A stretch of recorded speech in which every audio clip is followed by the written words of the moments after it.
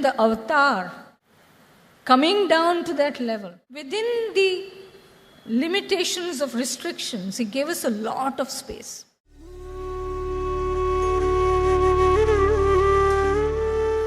He often tells us that life is a game. Play it. But if we have to play this game of life, we have to play it by the rules? Yes. Because you can't have two teams, whether it's football or cricket or whatever game. One team follows all the rules and the other one doesn't. You can't have a game at all. It's chaos. Now, I discovered the rules of this game of life by observing Swami. Swami was my role model for so many years. Till he left his physical form, I never stopped observing him. And I learnt about what Swami likes and what he doesn't like by just observing him. Now, what are those rules? I don't want to, go in any particular order. But one of the first things that he taught us as students, I'm sure the later batches of students that came to the college, whether it's the boys or the girls, it's the same, experienced that or not. But our time, Swami insisted that all of us lead a spiritual life. At that young age, and I realize now how important that was.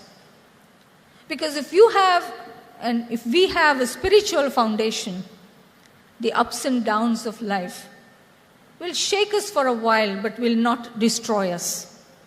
So he was very, very strict about that. So much so, of course, as I told you, it was fulfillment for me because I was already on that path. But, he even told us how to hold the japamala. He demonstrated. So that's why I think he's a physical director. A physical director always demonstrates how you have to do whatever. Swami was like that. He used to hold the, imaginary japamala, and he used to tell us, hold your fingers straight, and then, each bead you have to take. And explain to us. So he taught us how to do japam, how to hold the mala, how to do meditation, which posture is best for girls, what is this light meditation, and how you have to move step by step. He actually demonstrated to us in the library, where he normally used to talk to small groups of students. So, Swami often used to tell us, on the restaurant or hotel of this life, it is written on the top, Anityam, Asukham, Jagat. Just as if you go to, in those days, Swami used to say military hotel for non-vegetarian restaurants. It used to be called military hotel. I think all the elders know about that. So he used to say, if you enter a military hotel and you ask for vegetarian food, they will say, this is not the place where you'll get it. If you go to a Brahmin hotel, again, Brahmin hotel means vegetarian hotel, and ask for non-vegetarian, you won't get it. In the same way, on the restaurant of this world, it is written, Anityam, Asukham, Jagat. So if you look for Nityam, if you look for Sukham, you are not going to get it. So you are looking for it in the wrong place. This is how he made us build up a spiritual foundation. Live in the world. Do your duty. Every act dedicated to God. Enjoy every moment of life. You don't have to renounce the world. See? I have not renounced the world. What is the substitute to renunciation? Moderation.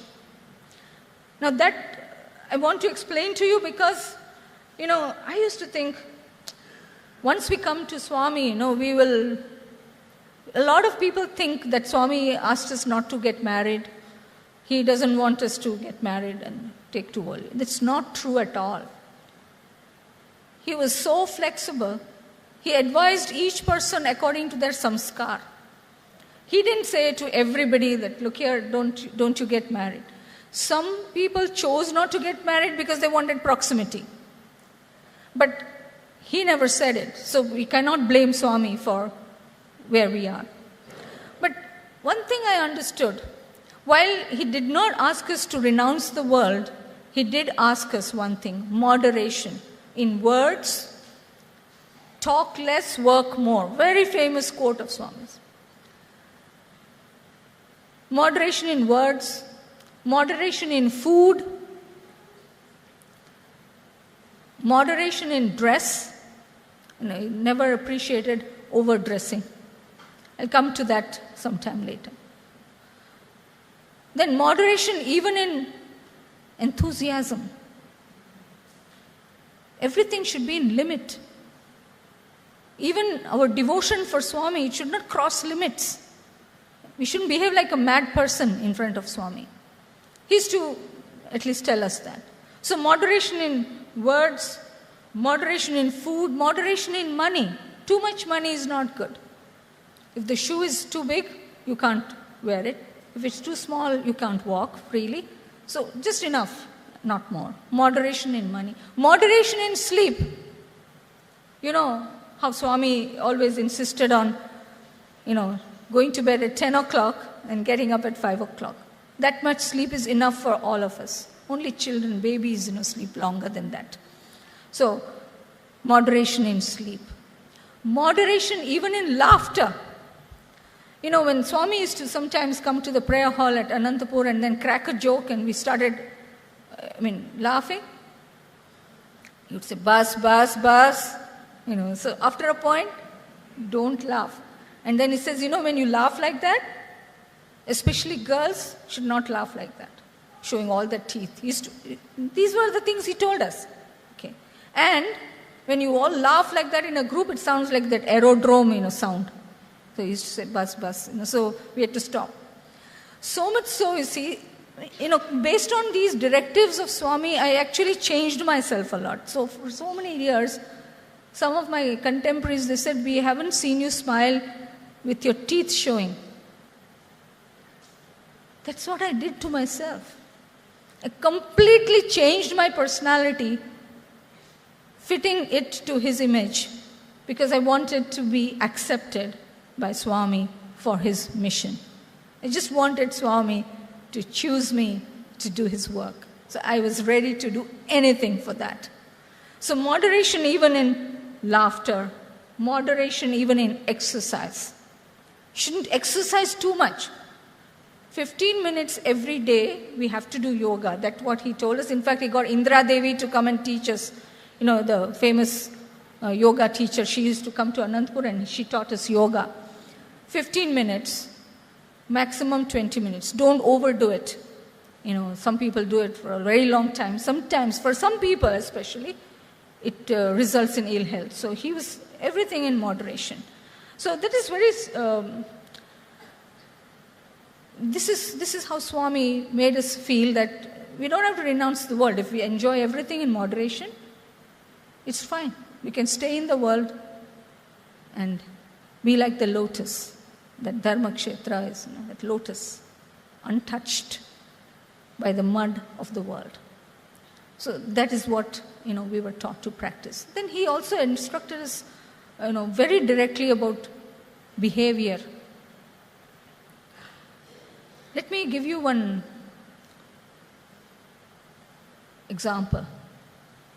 Swami used to often, that's what I said about the present students or the recent passed out students may not be aware of that. Swami used to even tell us how to walk.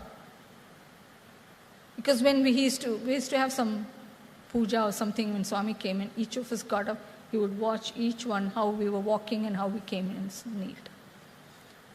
And then he would check. Don't sway your body so much when you're walking.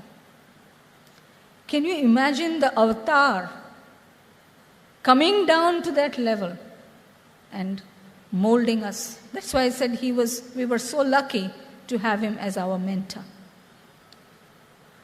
He even used to say the hair should be in place. We should have the bindi, of course, that is for women.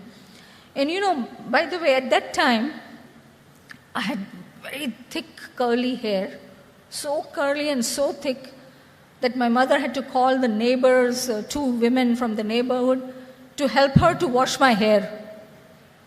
It was really very, very thick. You can't imagine if you see me now, but that's how thick it was. So if I tied 2 plaits and I kept them like this, they would stay like that. So thick and wiry the hair was. So my mother, before we came to India, had got me to have a bob cut. So I got the hair cut because she said, I just can't handle your hair, and washing your hair is one big responsibility for me. By the time we came to Swami, by then I had a little bit short hair. Not bob, but I allowed it to grow. So I used to put pins, okay. But then, Swami, in one of his interactions with the students, he said that, we should have long hair, we should plait our hair. And so I started growing my hair. Okay, so what I'm trying to say is I just changed my personality according to Swami's image.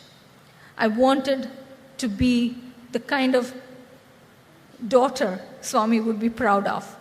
So I changed everything about my personality. So even to that extent. So you see what happened once, there was one classmate of mine, I don't want to give any names here. She also had short hair, and we were staying in South Prashanti. It was vacation. And she told me, Rajeswari, today I'm going to put some pins and leave my hair. What do you think? In those days, even the juniors and seniors used to ask my advice. So I told her, I don't think it's a good idea. Swami will not like it. Then she said, no, let me try, today. Then it's your wish. We went for darshan. Swami finished the rounds and we came back to the room. Around 10:30, Swami sent Kutum Rao to the room. There was a knock on the door and he asked, is so-and-so inside? That girl's name. And then she thought, what is this? Swami sent word. So she opened the door and she said, yes, Sairam uncle. And he said, Swami has sent word to do your hair properly. He doesn't want to see you like this tomorrow. And after that, this girl cried for half an hour. Not because she was scolded by Swami, but because she had hurt Swami. That is how we were in those days. If we made Swami unhappy, that would give us so much unhappiness. So she cried and then she said, I wish I had listened to you. These kind of things, small things, can you even imagine? Just like a mother or, a father would correct you like that, he used to correct us.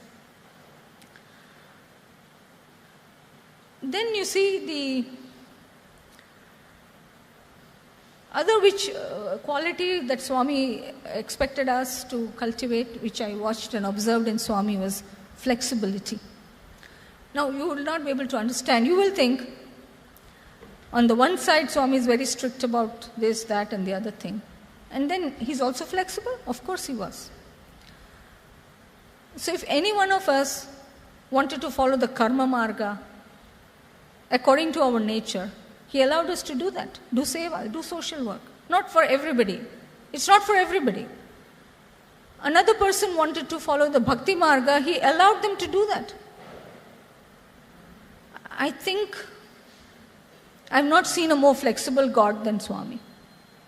Within the limitations of restrictions, he gave us a lot of space.